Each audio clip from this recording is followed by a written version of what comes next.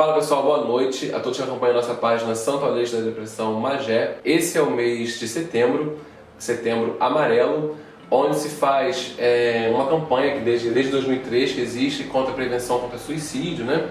E nós trouxemos aqui a nossa querida psicóloga Cláudia Pacheco para falar um pouquinho sobre esse assunto. Boa noite. Boa noite. Estou muito feliz de estar aqui com você novamente, a gente já se encontrou aí no início do ano. E esse assunto é um tabu, mexe assim, com a sociedade. E por mais que não se fale muito, é uma coisa muito presente. Então aqui na nossa região, aqui em Magé, aqui em Santo Aleixo, sempre tem um caso ou outro que a gente fica sabendo, tem muitos casos que nós não ficamos sabendo. Como se trata de um tabu, a primeira coisinha que eu queria te perguntar é: existe realmente uma conferência, um acordo, alguma coisa onde não se propaga essas notícias de suicídio? Porque sempre que acontece alguma coisa, eu ouço alguém falar assim, não, porque não pode divulgar, não pode noticiar, e eu não sei se realmente existe alguma coisa. Na verdade, é realmente um tabu, né? Durante muito tempo, as pessoas acreditavam que era um assunto que não podia ser falado, porque se eu falar, eu vou acabar incentivando aquela pessoa a se suicidar, eu vou acabar colocando na cabeça dela alguma ideia, né? E na verdade não é nada disso, mesmo porque a pessoa que já tem ideias suicidas, que já pensa em se suicidar, não vai ser porque você vai falar que ela vai começar a pensar nisso e fazer alguma coisa assim. Ela, na verdade, já está passando pelo problema. E quando você fala, muito pelo contrário, você vai dar uma abertura para que ela possa falar do que ela sente, para que ela possa se sentir entendida, né? Falando, você vai poder se aproximar mais daquela pessoa. Sim.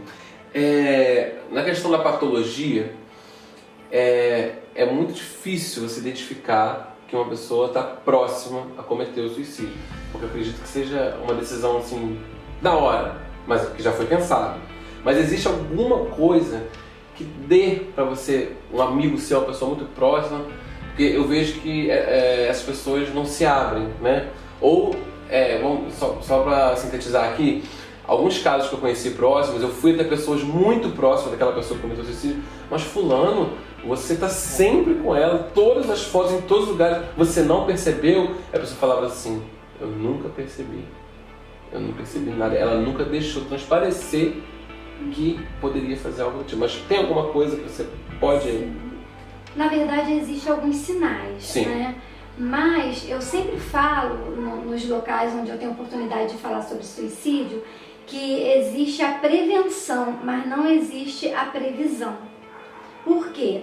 A gente trabalha muito com a prevenção, o falar, o ouvir, a escuta, né? O acolhimento, mas a previsão não tem como você prever que alguém vai se suicidar, né? Você pode prestar atenção em alguns sinais, uma pessoa que, por exemplo, ela fala muito que vai sumir, que vai desaparecer, que vai dormir e nunca mais acordar, que fala que você nunca mais vai me ver, você está cansado de mim, eu vou sumir, você não vai mais precisar me ver, me Às vezes você olhar. pode pensar que a pessoa está brincando, mas... Exatamente, são alguns sinais que você precisa dar atenção, né? E assim, a pessoa é muito subjetivo. Fala-se da depressão.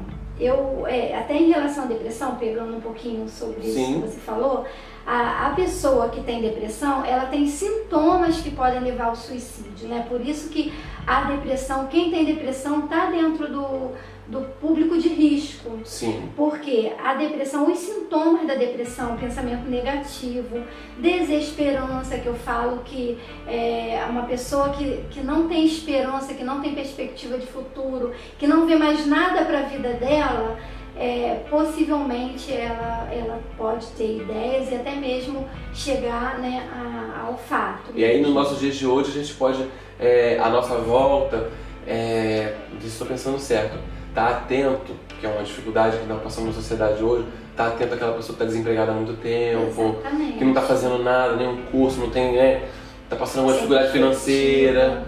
As pessoas que a gente tem a possibilidade tem que ficar de olho nessas pessoas, né? Sim. Ninguém acorda num dia assim, hoje eu vou me suicidar.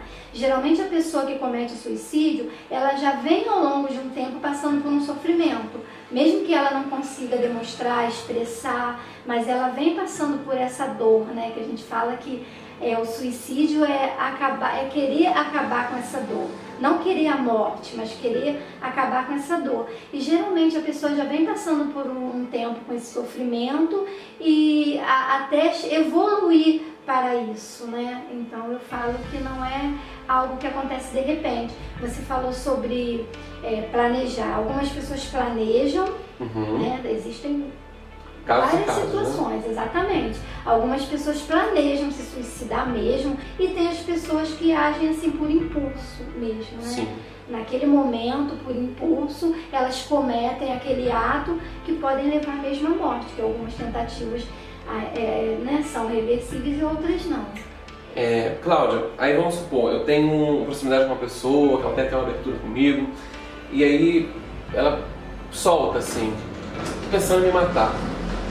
Aí a minha reação, vamos supor que eu vou lá assim, isso é ridículo, tem que ter uma vida, Deus é maior, que não sei o que, isso é uma boa reação? Não. E isso que acaba afastando, né, aquela pessoa.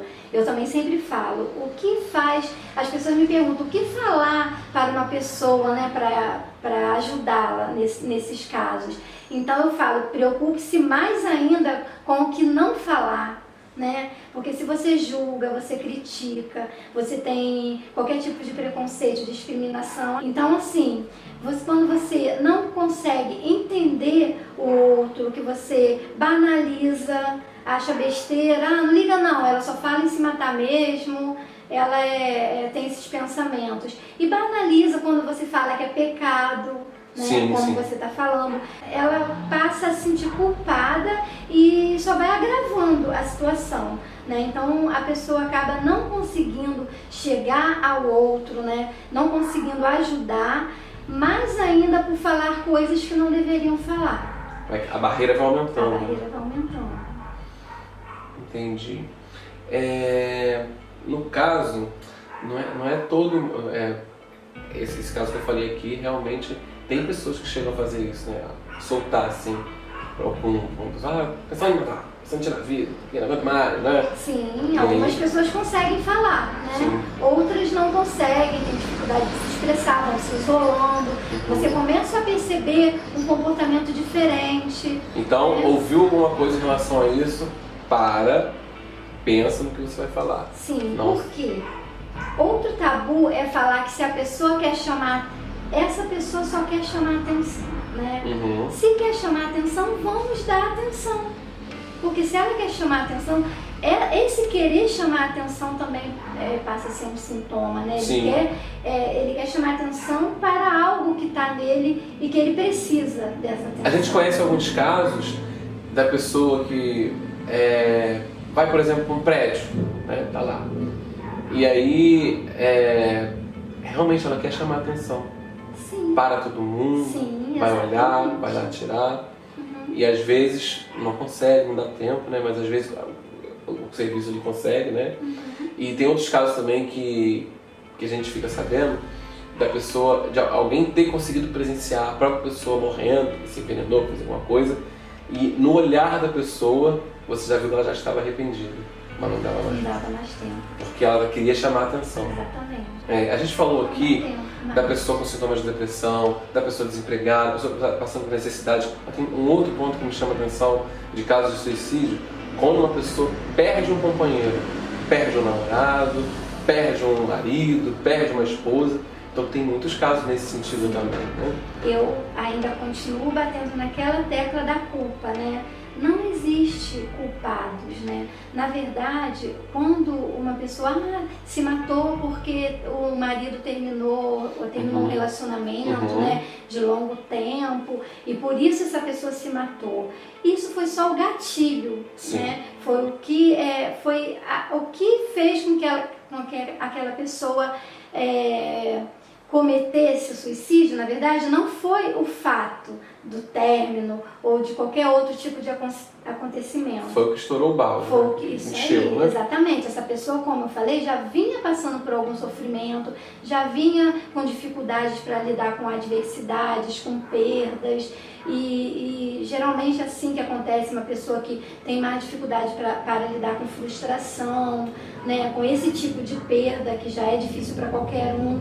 Então, isso, quando acontece da pessoa se suicidar por um acontecimento desse, é porque essa pessoa realmente já estava dentro do público de risco ali, passando por esse sofrimento. E o que aconteceu foi apenas um gatilho. Então, eu sempre falo, a culpa não tem por que se sentir culpado. Claro que acontece, as pessoas vão se sentindo culpadas. A própria sociedade se sente culpada, né? Quando acontece no nosso lugar e a gente, poxa, eu não fiz nada, encontrei com aquela pessoa ali, eu poderia ter dado uma palavra. Sim. Mas, como eu falei, existe a prevenção, não a previsão, que é o que nós estamos trabalhando, mas não a previsão. Realmente a previsão não tem como, né? Não tem como saber, as pessoas têm a sua subjetividade, né? Por mais que tenha... Muitos casos que a pessoa está seguindo a sua rotina normalmente, aí quando você vê a notícia. Exatamente. Por quê? Porque essa pessoa que está seguindo a sua rotina normal, ela pode estar no que fala, no automático. Uhum. Ela está indo para o trabalho, ela está indo até para um passeio em família, até para uma viagem, mas ela não está ali, mas só ela sabe a dor que ela está ali, né? Eu até escuto muito isso. E quando você fala dor, são dores físicas mesmo, né? Sintomas físicos, dor, né? exatamente. Não é só aquela psicológica, não sei o quê. Né? É uma dor emocional que também pode se transformar numa dor física, né? Pode evoluir para sintomas físicos. Sim, sim. Quando a gente gosta muito de alguém, sente aquela emoção, aquela coisa, aquele aperto, outra coisa, né?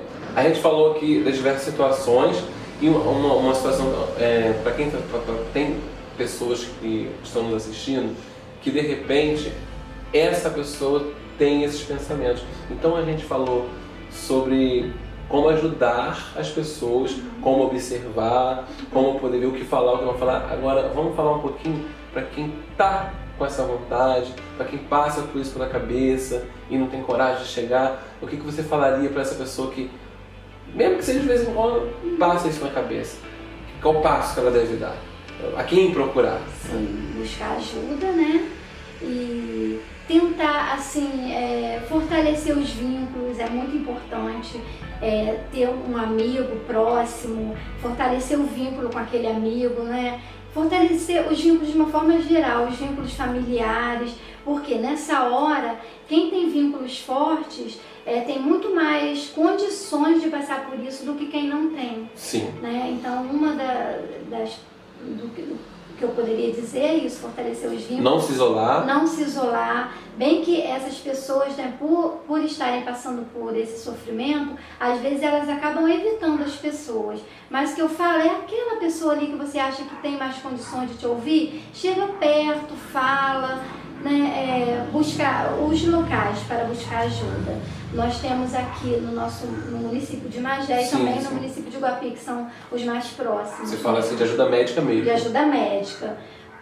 Temos o CAPS, né, que lá essa pessoa ela vai passar por um acolhimento e a partir daí uma escuta mais qualificada para entender ali qual o tipo de acompanhamento essa pessoa vai necessitar, se é só de um ambulatorial com um psicólogo, se é com um psicólogo e um psiquiatra, mas ali ela vai passar pela primeira escuta, até para identificar, né, o que está acontecendo com ela. Então o CAPS, que é o Centro de Atenção Psicossocial, temos aqui no nosso município de Magé e também em Guapi, né, que é o município mais próximo, e tem o CVV, que é o Centro de Valorização da Vida, que é só discar 188 e uma pessoa também vai estar ali para atender, para escutar, para falar, uma pessoa que já tem uma capacitação para isso. O próprio acompanhamento psicológico, tem pessoas que não têm, são mais propícios a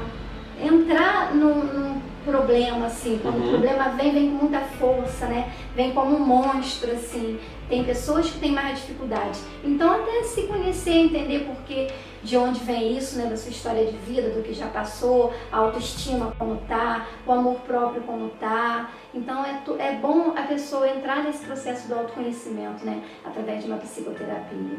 Sim, sim. Então, o nosso papo foi rápido, mas foi sucinto, acho que foi um pouquinho esclarecedor. E muito obrigado. Você que assistiu esse vídeo e é daqui de Santo Aleixo, ou de Magé, ou da região, a nossa querida psicóloga atende em Magé, atende em Santo Aleixo, aqui, neste endereço que está passando aqui na sua tela, que é aqui perto do centro, e também em Guapi. Em Guapi você atende aonde, Cláudia? Em Guapi eu trabalho, né, pela Prefeitura de Guapi, no município, e atendo em ambulatório, no ambulatório de saúde mental, que também fazemos esse acolhimento lá, fazemos essa escuta, fazemos todo esse procedimento aí para atender a essas pessoas que chegam lá. Em Magé você atende? Em Magé atendo no consultório particular, Sim. né, mas lá na Flecheiras também é perto do CAPS, inclusive o CAPS também fica na Flecheira, né? Então, já colocamos o endereço, falamos dos lugares que ela atende. Se você tem alguma questão, se você tem curiosidade, se você tem necessidade, você pode estar chamando ela aqui nos comentários que ela vai responder você. Ela também vai responder seu message se você mandar, o número dela também está passando aqui, pode mandar o WhatsApp, porque a gente está aqui para ajudar. Então, é isso, pessoal. Muito obrigado pela sua presença. Isso aí, falar sempre é a melhor solução. Com certeza.